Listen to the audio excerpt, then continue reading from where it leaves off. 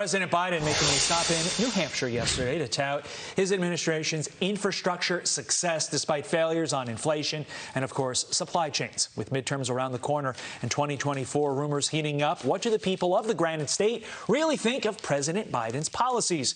Here to tell us, Lily Tang Williams, New Hampshire congressional candidate and a Chinese immigrant who survived Mao's Cultural Revolution.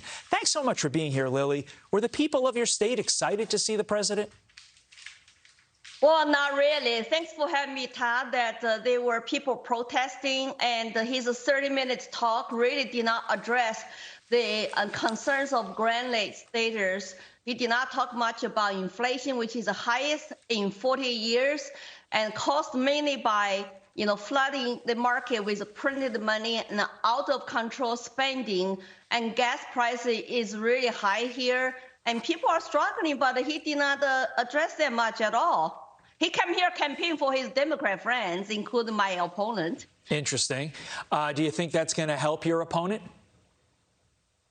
Well, they have elitist views. They think that the people really just don't understand their concerns right now. I mean, I don't think so. According to this survey, that the Granite Staters' #1 concern is inflation. But the politicians, the media like to blame on COVID, Russia, and the corporations, but instead look at the consumer price index, that the major reason for high inflation is 90% caused by government printing money, out of control spending. And the regular people understand that. And that's why people are complaining.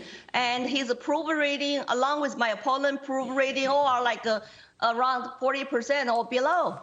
I can't imagine that a state with the slogan on its license plates, "Live free or die," is very excited about the Biden regulations surrounding COVID and the like, but we will see. Meantime, retailers are warning that China's brutal Shanghai lockdown is making the global supply chain crisis even worse. Your reaction to what is happening right now in Shanghai?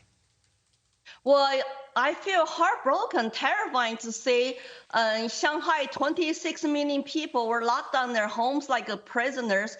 And my friends who I went to law school with, it's like they're very wealthy, but they cannot go out to buy food and they're hungry.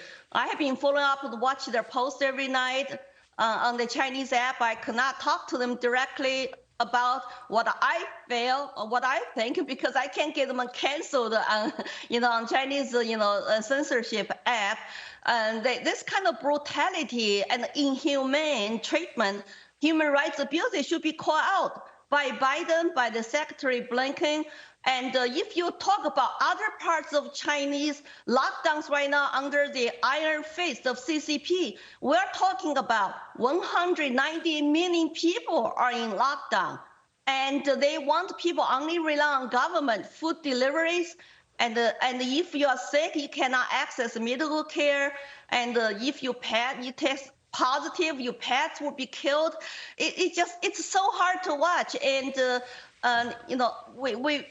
I have heard my friends saying, like, even lots of Chinese are saying now inside of China, it's like Shanghai has gone mad, the whole country has gone mad. It's insanity. It's sad, it's insanity, and it's also a supply chain issue that you haven't heard President Biden comment on that, in addition to not commenting on the human rights abuses. We'll wait and see. Lily Tang Williams, best of luck with your campaign, and thank you for joining us.